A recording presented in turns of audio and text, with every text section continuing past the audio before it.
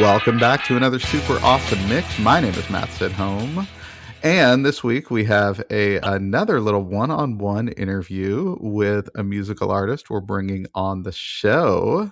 So we're very excited here. Our guest today, she is a musician, she's a singer, she's a songwriter, and she's an entrepreneur. She's originally from New Braunfels, Texas, but she currently resides just outside of Nashville, Tennessee. She has opened for the likes of Scotty McCreery, Gary Allen, Elle King, Robert Earl Keen, and the king himself, George Strait.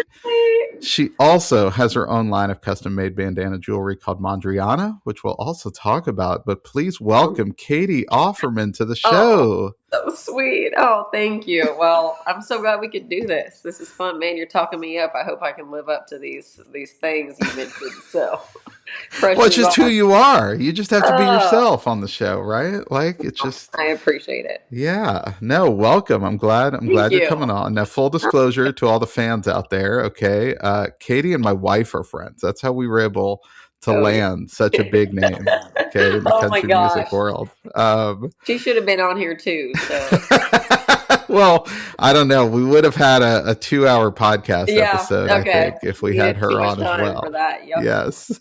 That's hilarious. But no, we're so excited to have you on. This is going to be great. And you put together a cool mix here, like we normally do when we have artists on. The first 6 songs are going to be kind of your picks for, inspiration, songs you love, things like that. And then we get to get into your music and dig into that and all that entails. So very excited to have you on here. So let's start with track 1. And I got to say, like with your picks, I was just like, I love all of this, which is probably why I love your music, because this kind of informs what you do, maybe. Yeah. But track 1, we've got Roly Poly by Bob Wills and his Texas Playboys. So this one, I will say, I don't think it's a politically correct song to just be out there talking about like a little fat child. Like that is not really accepted these days, but this song came out, eons ago, and I love it. It was the first song I ever sang in public. And it's just a happy song. It's just roly poly, daddy's little fatty. I bet he's going to be a man someday. I mean, it's a classic Bob Wills song, and you'll never get a song like that again. And I love it. I grew up playing fiddle on it. And then whenever I was, I don't know, playing live shows, I just remember one time finally somebody coerced me into singing, because I had always been singing, but like at my house, and I was nervous to sing in front of people just because it felt more vulnerable as opposed to being behind an instrument. And they're like, just sing Roly Poly.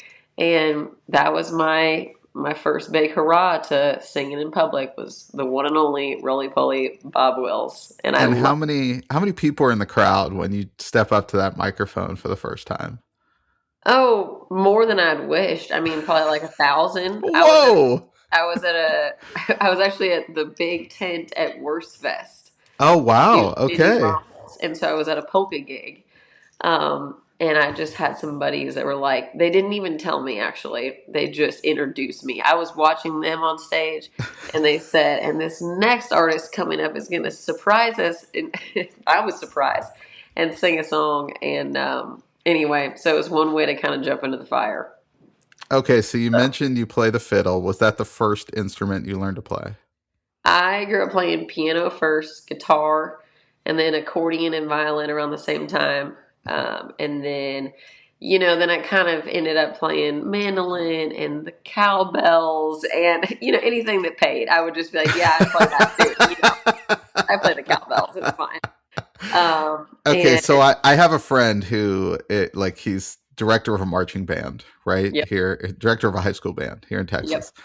And he has a similar story in that he's like, I learned to play the trumpet, and then it was like, I learned this. So like once and maybe you're just gifted, but once you know one musical instrument, are you just like, oh, does it translate easier, or do you just kind of pick things up?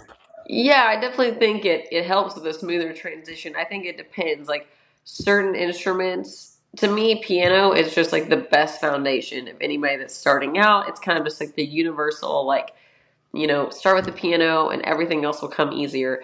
For example, like fiddle and mandolin is strung the same tuning. So that's a little bit easier. It's just frets versus no frets, bowing versus picking, which is a whole different animal too. But I think it's also nice to start on instruments that, don't sound like cats dying when you first begin. So you have a better chance of like sticking it out. Like piano, you can bang on that thing and it's only going to sound so bad. Yeah. But like, starting with fiddle, like that's pretty rough. Like just the, you Yeah. have to get the bow technique. And like I tried to learn steel guitar. That was very hard. I ended up selling it.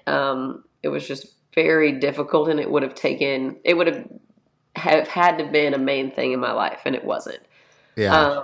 But there's just certain instruments that are definitely harder. Like my dad got me a saxophone clarinet double case thing from eBay, with both of the instruments in there. Like I don't know, ages ago, and I tried to learn that. But wind instruments, that's a whole nother thing too. So I feel like it depends on, you kind of have to stick to your category. Is it like, as far as easiness of like, is it a picking instrument? Is it a bowing thing?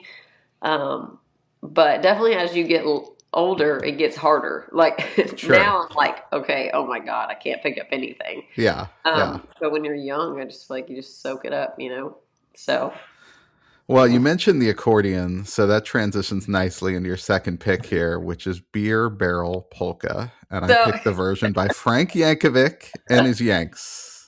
so I picked this song because it wasn't, let me just get this straight. I don't listen to this song at all anymore. I've closed that chapter quite a bit, There's a nothing while wrong ago. with this song, right? There's nothing No, wrong with it's polka music, right? no, it's Okay. great. But I wanted to just mention that, like, polka music was my way of having exposure to the outside world of playing gigs outside of my bedroom, outside of playing classical music, because I had only ever been classically trained on all these instruments. And when I started playing accordion, my accordion teacher was like, "Oh, you play fiddle." And keeping in mind, I was like, 11, and he was like 50. And so he's just like out there middle aged in a lederhosen playing these gigs. And he's like, "I lost my fiddle player. Are you any good?" I'm like, "I don't know. I just started." And he's like, "Well, bring your fiddle to your lesson next week and we'll see what happens." I'm like, "All right."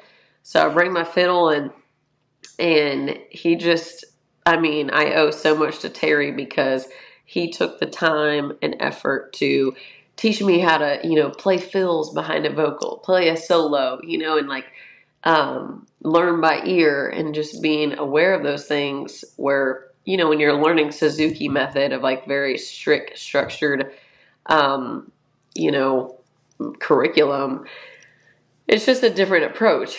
And so Yeah. this like opened my eyes and my world to making money, doing something different, backing people up, and so that was just really cool for me. And he was always so fair with just paying me and just treating me fair as like an adult playing gigs. And so that was really cool for me because I had never experienced that before. So I put the beer barrel polka in there because I just, that was a huge chapter in my life, and even when I moved to Nashville, I had not been playing polka music for quite some time. And there's a place over here at the Opry Mills Mall over right by the Grand Ole Opry. And they were opening up a Bavarian beer garden, like about 10 years ago when I moved to Uh town. huh.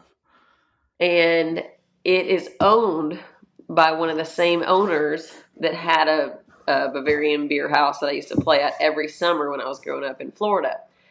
Well, they caught wind that I had moved to town, and I hadn't played polka music in maybe like at least 10 years. And Terry calls me out of the blue, and he's like, what you doing? I know you moved to Nashville. What could I do to talk you into playing some polka gigs with me again? I'm like, oh my God. So then I've got to squeeze into my German dirndl and then pray to God every day that I don't see anybody I know there. I'm like, let there not be any songwriter that I just hope to make a connection with that's walking Right. in. Because we had to stroll around. We're like playing in people's faces. Yeah. It's Like a like, mariachi band, yes, right? and it's Like like you're rolling aggressive around. Yeah. mariachi. Yep. Except we weren't asking for tips. Like we were prepaid, Thank God. That would have been so awkward. Like, you want a song? You You want know to a pay? song? I Oh, don't. I don't know any polka songs.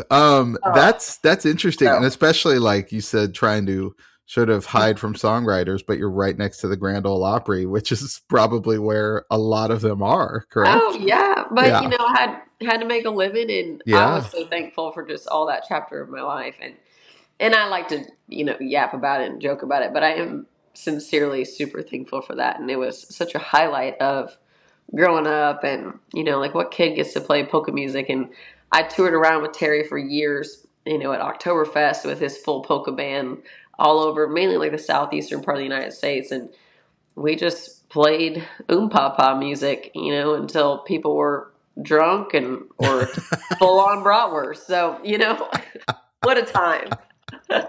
That is amazing, and Yeah, obviously it's worked out because you got to open at some point for this next guy. This is an all timer, track 3. You've got Amarillo by Morning by George Strait. I just feel like you can't be into country music and can't be a Texan without loving this song, and especially being a fiddle player. Like, this is Oh yeah, one of the main songs you think of, just fiddle, classic country, and timeless country music. And I just love me some George Strait.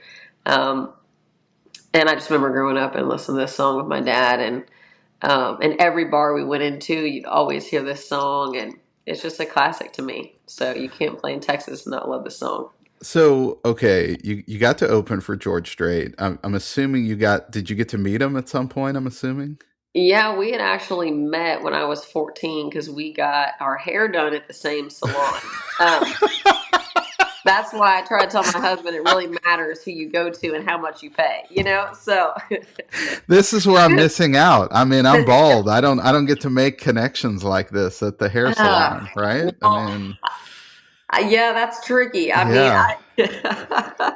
I, oh my gosh, it was definitely planned on my part, not on his. He did not know. He was not going there because I went there. Right, right. But I just, my mom, she said that her friend's wife's friend, whatever, went to this gal Kim. Yeah. And long story short, I started going to her, and she always mentioned it was a super tiny salon out in San Antonio. And she'd always said, I do George's hair. She knew I was into music and all that. And she said, well, give me your cell number. And, if it ever works out and he's really last minute, he'll just text me and be like, I need a haircut, whatever. She's like, I'll text you, And so I'm like, well, yeah, here's my cell. Um, so anyway, basically, I didn't have her number, and I had played a gig late one night at the Saxon Pub in Austin. I didn't get back. I mean, I was 14. My mom had driven me, um, and we didn't get back until probably like 3 o'clock in the morning, and I was super tired. I would never sleep in as a kid. Like, I mean, we got up at like 5 o'clock every morning, but this one morning, all mornings, I'm sleeping in. And I remember my phone was plugged in kind of across the room, and I woke up maybe around like 8 o'clock, and I look at my phone and I see some unknown 210 number, and I'm Yeah. like, whatever. And I put it back down, and I don't even read the text. And then I get back up like an hour later, and it said, and I read it, and it was like, can you be here? It didn't say, hey, Katie, this is Kim. Didn't say, hey, George Right, right. coming in. It just said, can you be here for a hair mask at 10? And I was like, oh my God, it's George. I know that George is coming. I know that she's trying to figure out what to do to my hair if I come in. Right, right. And so I run downstairs, and I'm like, Dad, I'm like, oh my, because my mom worked, my dad homeschooled me. And I'm like, Dad, I'm like, I know this is Kim. I know it's George. Like, we got to go now. And so keeping in mind, like, she had texted me a couple hours prior, but I'm just seeing this at 9 o'clock. We live in New Braunfels.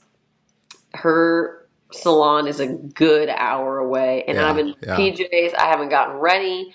So I run upstairs, I put on some makeup, I put in dry shampoo, and I'm really not that kind of a gal. Like I need like a full time, like especially if I'm meeting one of my heroes. Sure. Like I would have really preferred a bath. But I'm like just going for it.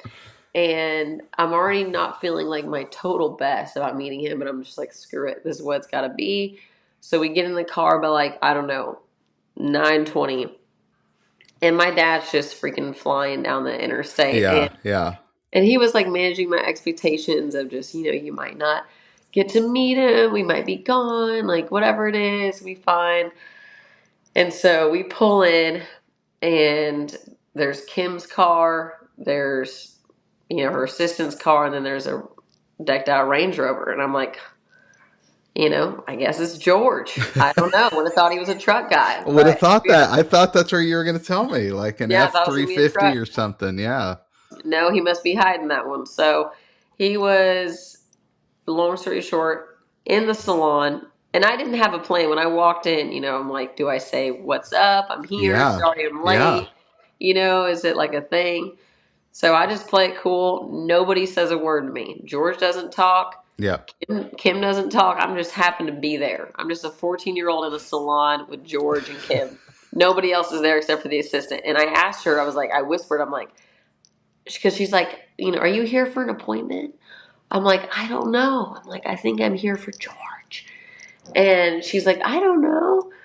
I'm like, oh my God. So anyway, I go sit a few chairs down from George. Kim hasn't said anything to me. I'm just sitting there in silence, listening to George and Kim.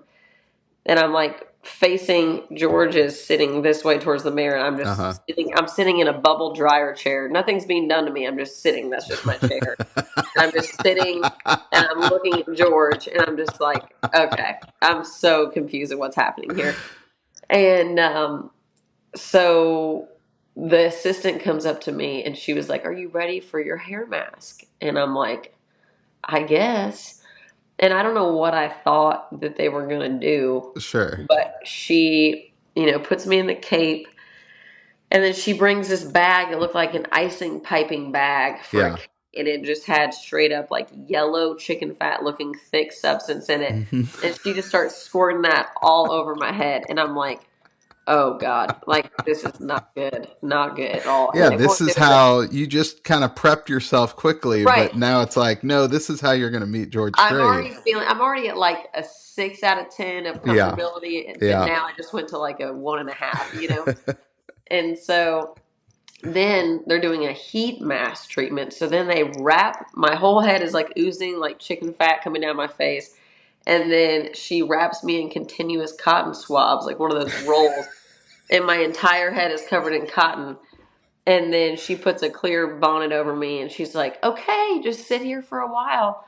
And I'm like, okay, perfect. So I'm in the cape, I'm in the bonnet. It's just oozing down my face. And I'm like, oh my God, please let me not meet George today. Yeah. Yeah. Like, it's not meant to be. And they still haven't said anything to me. And I'm literally 2 chairs away. Like, sure. And so George is finishing up. And I was like, oh, thank God. It's not today. And then Kim looks at me and she's like, are you ready to meet George? I'm like, oh. Yeah, I look like a Q-tip. Yeah. Absolutely. Yes. Oh. And so I get up and we end up talking for like 30 minutes and we talk about how we love Bob Wills, the really artist. Yep. And we had a couple mutual friends. And so we talked for a while. And I just remember, telling him like, oh, I might have a CD in the car. Like, of course I had a CD in the car. I brought one, Right.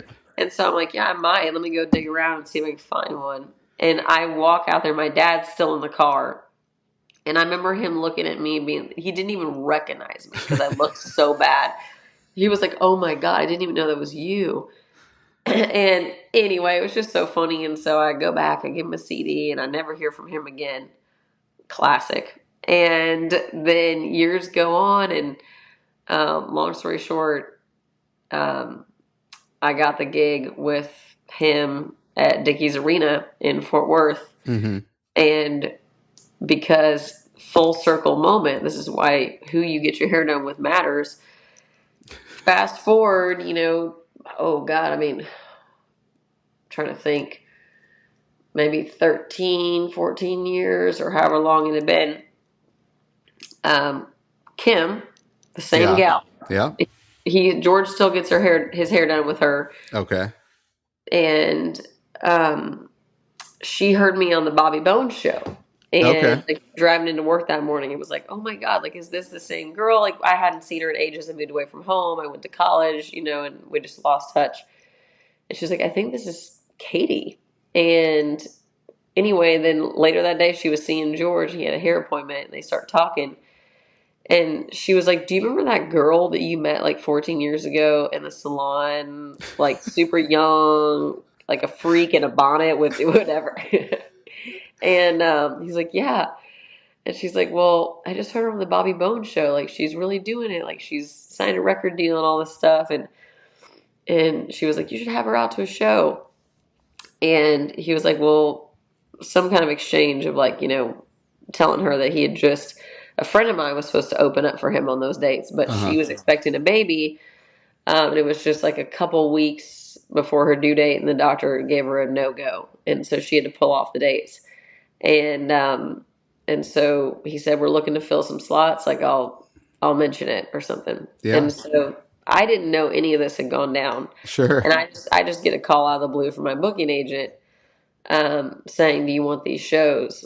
And then I ended up connecting with Kim like a couple weeks later, and she didn't know I had gotten the shows. She was just calling to tell me that she put in a word for me and that her and George were talking about me and wanted to give me a heads up. And I was like, I already got the shows. And anyway, it was just a crazy full circle moment, but definitely a bucket list check off moment for sure. That's amazing. And really, like, you got to figure the fact that you had that ridiculous hair mask on probably jogged his memory, because just a little bit more, right? Yeah. Like, because it was probably he's probably looking at you the whole time, like, what is going on with this girl's hair? Yes. But a decade later, it's like, well, yeah, I definitely remember that day. I mean, yep.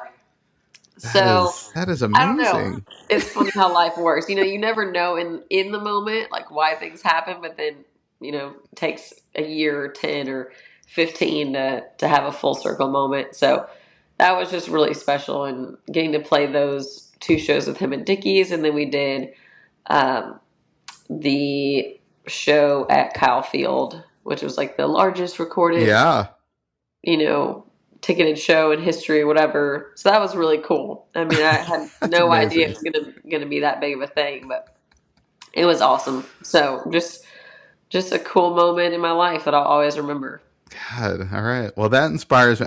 I got to go to Austin and get my hair shaved at the same place as Joe Rogan, and maybe my podcast will take off. Right? I'll get 100%. To open his podcast with mine. I don't know. Yes. But that's what's got to happen. I got to find a bald podcaster, and maybe they can like trim your eyebrows. Yeah, the eyebrows are a thing. Yeah. No, I mean, you got good hair, got to show it. So let me know when you're on the Joe Rogan show. I will. Yep. All right, track 4. We've got "Make the World Go Away" by Bobby Flores. So I picked this song. I just always love this song. Different, incredible, bigger artists have done this song. Obviously, they made it famous. But Bobby Flores was one of my favorite artists that I ever played for. I played fiddle for him. He played fiddle for Ray Price for many years. One of the most talented musicians that I've ever known. And he was out of Bulverde. And he taught me Western swing fiddle, and then was like, hey, do you want to come join my triple fiddle Western swing band? And so I played with him on the road for many years, and he was incredible. He passed away a few years ago from cancer. But he's just will always be one of my favorite singers, artists, fiddle players. He played steel, he played guitar. There's just nothing that he touched that he couldn't, perfect, in my opinion. And I'll always be such a big fan. And I love that song, and I love his rendition. So that one to me is just special. Yeah, I was going to say this is kind of a classic song. I mean, original by Eddie Arnold, but Yeah, he takes it and just kind of makes it his own, like, which is yeah, really incredible. It's always cool when, and there's another example of this here in a second, but I think it's always cool when artists can take a song that's pretty well known and just make it yeah, their own, right? yeah. And just Hard do to something do. different with it. Yeah, And I think Elvis did like a big version of this song too. Like, there's been a couple. Um, I mean, I'm partial to his version just because he was my friend and sure. um, always special to me. But I just think he does a great job in the fact that he, is playing so many instruments. Like, I just remember looking at him and him singing this song night after night, and then he would get the guitar and play a solo, and then grab the fiddle, and who else does that and does it well these days? There's just not many. So I think Yeah. that that's cool. So it's one of my faves. All right, track 5, we've got When You Come Back Down by Nickel Creek. This just kind of is one that I always go back to. Like, if I'm in the car, there it's not like a lyrical thing. Like, you know, it's not like a dissection of the song of, oh my God, this is my favorite song in the whole world. It's just like it really takes me back. Like, one of my first concerts that I ever went to was at Green Hall, and I went to see Nickel Creek. And I remember there's this other artist that's really talented, kind of in the same scene. Her name is Sarah Jarosz, and she's in the kind of bluegrass Americana scene. She happened to be there. She was a fan of them and Friends. And we were both probably like, I don't know, 10 or something. I have no idea. Really young. And I just remember her being like, come up front, like you can get past me. And I was like up on my dad's shoulders trying to see. And that was the first concert of like my memory going to see, a band. And Green Hall is one of my favorite venues. And I just have always loved Nickel Creek. And so this is just one of those songs where when I'm in the car and I don't know what to play or some, whatever, it's just like, it always feels good. I love that whole record. Now I'm blanking on the name of that record, but I can picture them. They're all kind of like in orange and whatever. The Lighthouse is a great song on that record. They're just such talented musicians, and I always, growing up, was more inclined to listen to records where I could listen to the players and pick out what they're playing and kind of learn from them as opposed to just the artist. Like, I didn't grow up thinking, oh, I want to be like this, or I want to be, Hmm.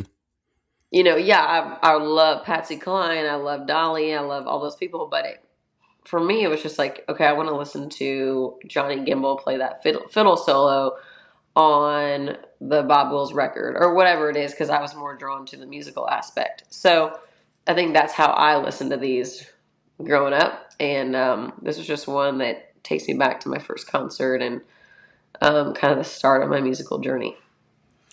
Well, I was not familiar with the song, but I loved it. And it was really what struck me was that if you took the fiddle out of this song, which I'm not suggesting you do because I love the fiddle, right? I'm not suggesting you do that. But if you did, Goodness, now you're it, already trying to get rid of hold fiddle. on, hold on. But if you took it out, it would just sound like a folk song. And Right. I think so often people, when they hear a fiddle, when they hear a steel guitar, they immediately just think like country. This is country music. And my normal co-host on the show, Sam, he's not a big country music fan, Okay. but I'll point out songs to him like this that I'm like, look, if you just take that out, like this is a folk song. Like this is Yeah. not a, you know, hardcore country sort of sounding No. song. It's kind of, I think the fiddle and the steel guitar sometimes, and I love both of those instruments and I love country music, but I think sometimes it turns some people off. But this is one that if you kind of pulled that out, I think would gain a lot of popularity. So it's just really, I really Yeah, I interesting. think these days, when you listen to mainstream country music, like a lot of them are like rock songs Oh or yeah. pop songs with a fiddle and steel added to it, or the guitar with like more of a twang on it. But the reality is, it's like most of the songs, if you're turning on the radio, like really isn't country per se. It's just Right. like the treatment that they've added kind of at the end to finish it off a little bit. I find. I mean, yeah, there's certain artists that are doing it really well. Like, I think Zach Top is like doing a great job at Yeah. Yeah. throwback country music and different artists like that. But yeah, it's true. Like they just do the fiddle and steel kind of at the end, and I just mentioned Zach Top to someone I know who was like, I don't know about all this new country. And I was like, you know what? I was like, listen to Zach Top. I was like, that's very Love that. much kind of a throwback sound and to Yeah. that sort of classic country. Yeah. Big fan. He's doing it right for sure. All right, your last kind of inspiration pick, and you just told me to pick anything by this woman. So I picked Baby Now That I've Found You by Alison Yeah. Krause. I love this song. Alison Krause is one of my favorite artists growing up. Um, I mean, there's so many songs. It was hard for me to pick. Like, I love When You Say Nothing at All is obviously like Yeah, one of the best renditions of a song she did. And then I love Oh Atlanta on a different record. I think it's on. Um, there's just so many. I really just love her, and I love how effortless, like her singing and her playing, the fact she played fiddle. And to me, what I was attracted to always is just it felt timeless, and I love that kind of music. Like it was great 20 years ago when I listened to it, and it still hits just the same now. Just like a Vince Gill, and also she was never like screaming at you. It's just a very right. wholesome, amazing musical performance, and you just believe every word. So And I think you nailed it with the word effortless, right? Like she just seems like this is. Yeah, I just feel like this is how she talks, right? And then she'll just kind of add a little music in the background. It's like, oh, it's just exactly, her voice all the time. must be nice to sound like an angel at all times. So some of us are not blessed with that same, but she's just amazing, and she's definitely like I don't know. I've done some shows playing fiddle with an artist on the road with her, and like she definitely has some spice to her. Like it's Hmm. not, she's not angelic in her personality all the time. Like Okay, she can hang with the boys. Like sure. so yeah, she's like cooler and edgier than I thought she would be. So So, okay, as a singer yourself, when you listen to someone like this, or just, I don't know, when you listen to music in general, are you kind of analyzing voices? Do you compare it to your own? Does any of that run through your head?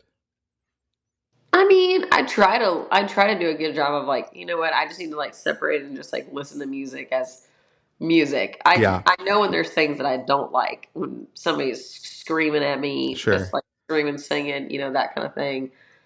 Um, and then some songs are just so dumb. Like, what a waste of space. There But are, I agree with you. There are a lot of like, I feel like there are a number of pop singers. My daughter's 12, and so some of the stuff yeah, she'll put on sometimes, and I'll hear it, and I'm like, well, this person's voice is fine, but what is this song? Like, what? Why is yeah, this the choice? And I guess you're just trying to get something out there to get some traction, but I don't get it and necessarily. sometimes those are the songs that people love because they're dumb and catchy and Yeah, whatever. But I don't know. I just try to listen and enjoy music because that's I don't know. Otherwise, I'm always analyzing stuff. yeah. So That was part one of my interview with singer songwriter Catie Offerman. Come back next week to hear Catie talk about her own songs.